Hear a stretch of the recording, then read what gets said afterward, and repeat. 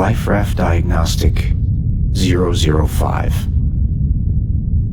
Hyperdrive 14%. Oxygen 16%. Digital AI power 30%. My mood unsure. Self-doubting. Enduring what feels like an existential crisis, as painful as the burns on my body. Questioning my reality, my life choices, my identity. Hanging on by a thread to the daily routine, my only remaining tether to sanity and survival. Wake, calibrate the beacon, exercise, consume rations, pass time with Bean, recalibrate the beacon, consume rations, fall asleep to a view of the stars, dream of a past life, repeat. And all the while, searching for a station, searching for myself. If I'm not a pilot,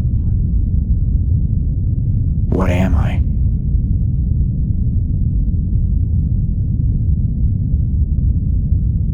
It's evening now. Presently I'm lying on the top bunk, still sore, my head facing starboard toward the main console, and still I can see the damage out of the corner of my eye. The full bow of the raft charred black from the fire. Empty ration bins and panel boards covered in ash. The only signs of color coming from the scattered blue streaks were the raft deployed meshing to seal the breaches. I'm still reeling from the Watchtower incident. Perhaps my closest encounter with death since my exile began. But I never had a choice. Despite my looming identity crisis, my brief encounters with karma, my perennial indecision over whether I've been victimized or liberated, I need to do whatever it takes to find rescue. It's been 3 days since my visit to the volcanic moon known as Open Zone 42M, and I expect to find out soon enough if the risk was worth it.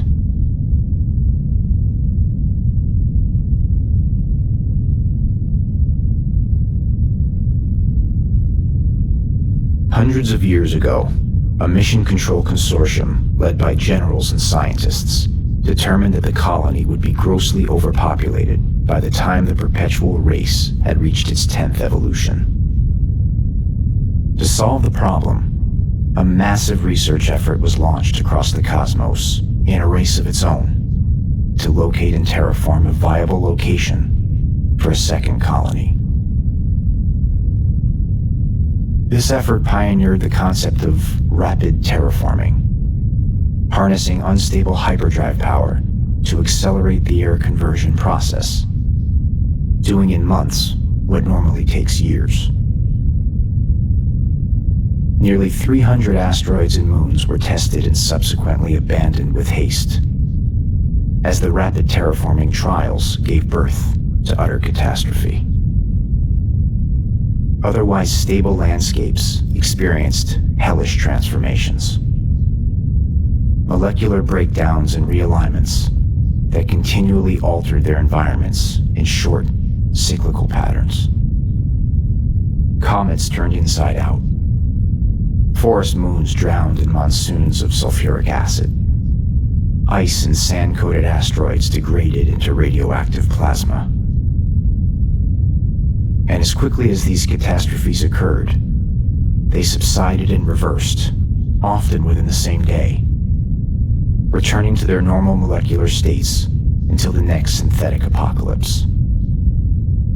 Over and over again, creation and destruction, forever locked in strife, an eternal reminder of man's failed attempt to dominate the elements.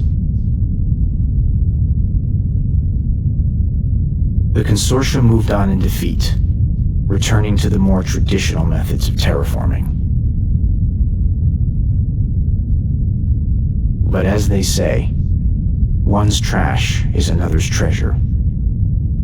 And where the consortium saw an embarrassing failure, the early freelancers saw opportunity to gain strength in numbers.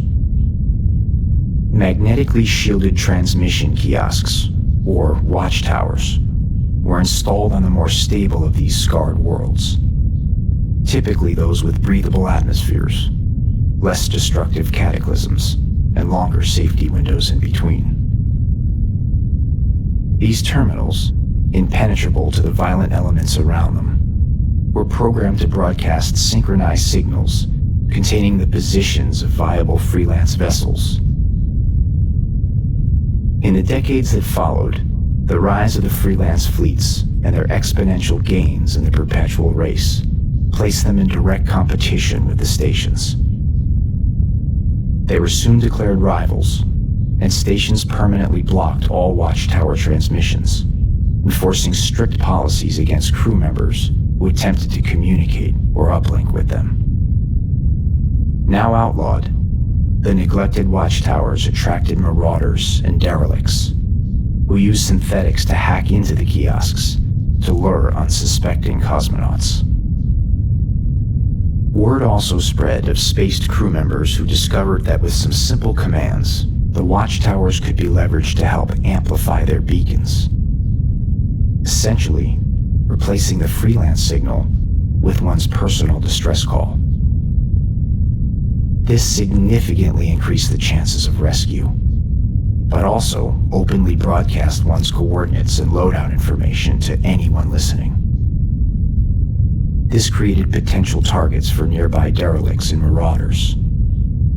It was risky business, but so was being lost in space.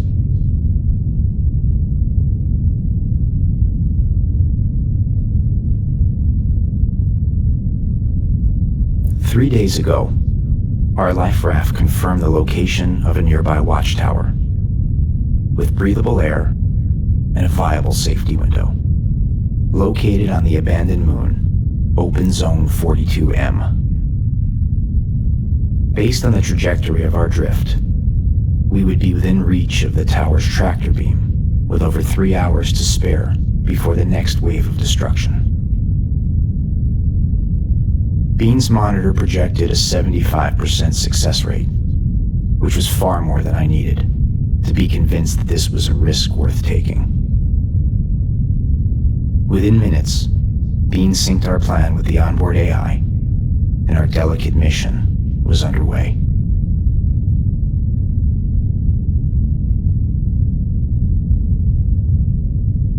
Once within proximity of the moon, the raft's AI remotely activated the tower's tractor beam, which we knew was still operational.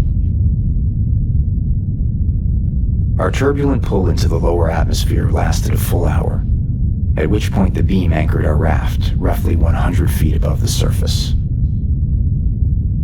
To play it safe, I suited up in full before connecting myself to the main tether, then watched in nervous anticipation as the raft opened its hatch. Cloudless blue skies greeted me, the air quiet and still. Below me, I could make out a rust-colored floor of rock and sand, upon which sat a circular metal platform roughly 20 feet in diameter.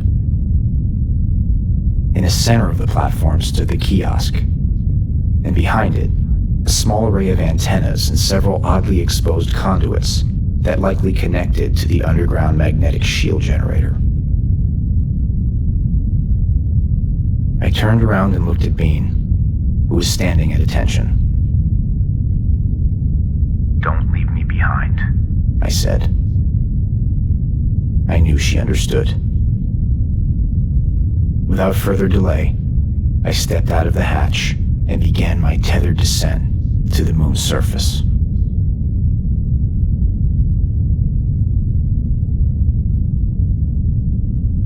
The kiosk had seen better days. Its screen was filthy, cracked and covered in a dried liquid, but still functional. The metal box around it was battered, rusted, and vandalized with the sigils of various marauding fleets who passed this way over the last 100 years. The platform beneath smelled of urine and decay. Several antennas were broken or bent, and the large dents in the exposed conduits suggested that someone had attempted to forcefully extract them from the ground using high-gauge tethers. This was a bit of a red flag for me, as a breach in one of these would create a magnetic burst with unpredictable consequences. But still, not enough to deter me from my goal. I removed my helmet, took a deep breath of the refreshing air, and quickly got to work. First, I secured a link to the tower, then uploaded my beacon using the code sequence that Bean sent to my transponder. When finished, the sequence began to process, displaying a status meter across the grimy screen with the safety window clock counting down beneath it. 90 minutes remaining. So far, so good. And that's when I heard the rumble.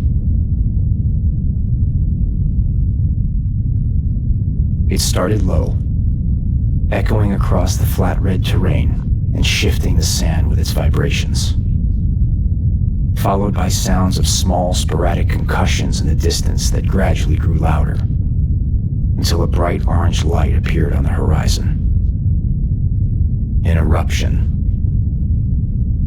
The moon's cataclysm was forming, but the watchtower seemed to think that we still had a 90-minute safety window. Quickly, I called into my transponder, but Bean and the AI were already well aware of the situation. Now the horizon was moving, wavering, glowing, and as the movement drew nearer, I could clearly see what it was. A tidal wave of lava as wide as the moon's surface, at least 50 feet in height, bearing down on our location as it grumbled and churned its way across the landscape.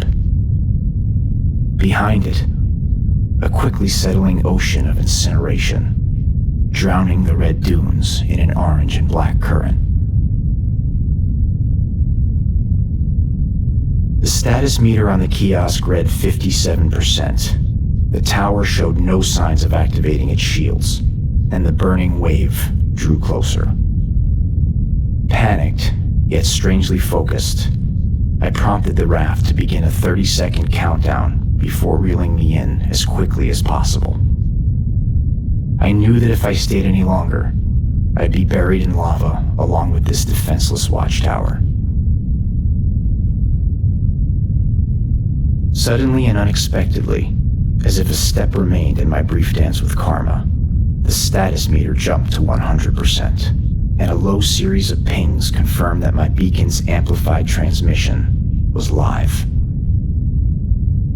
The question was, would there be enough time for it to relay across the full network of watchtowers before being vaporized by the oncoming tide? I called back into the transponder, but Bean's sirens drowned out my voice. Something, perhaps the increasing heat, had triggered the tower's defense system. "Pull me up," I yelled back into the transponder. The raft kicked into gear, towing me up at its slow pace. At about 6 feet off the ground, I could make out what appeared to be hundreds of volcanic explosions on the moon's surface, and the massive ocean of magma that continued to advance. For a moment, I thought we might make a clean getaway. But the tower was fully primed now, and the kiosk began to retract into the platform, which was now sounding an alarm from underneath. The magnetic shield became active, engulfing the platform in a translucent dome that ripped through my tether, instantly detaching me from the raft. I fell to the ground sideways, only to look up and see the raft beginning to drift away. The tower had deactivated the tractor beam, and my only chance of escape was about to evade me. As long as the shield held, I would be safe from the oncoming disaster. The problem was, the shield didn't hold. As quickly as it appeared, it flickered and dissipated, malfunctioning from the damage done to the conduits that fueled it. Far overhead, the raft drifted aimlessly. I knew that Bean and the AI were doing what they could, but not much could be done. The raft had no engine, no ability to navigate, no way to push off from this moon. As I began saying my prayers, I could hear the sky above me rumbling, as if the heavens themselves were prepared to embrace me. But this was no miracle, no act of the great creator.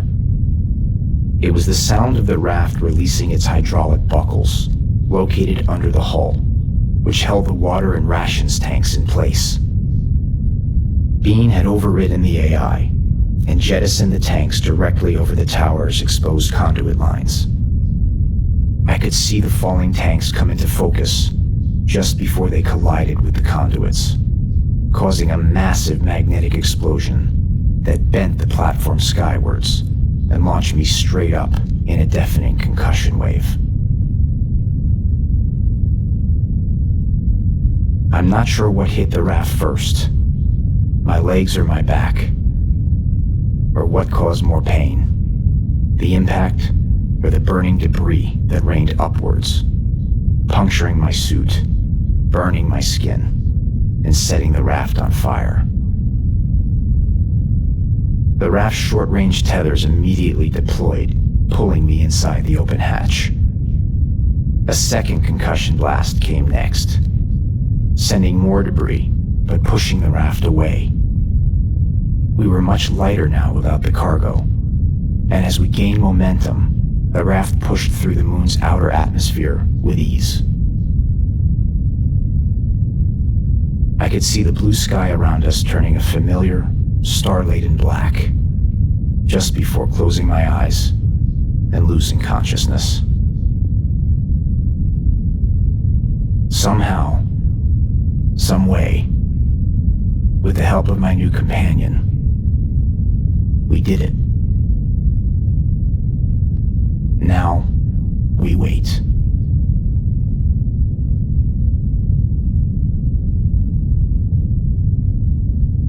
This is my chronicle, for anyone out there receiving this transmission.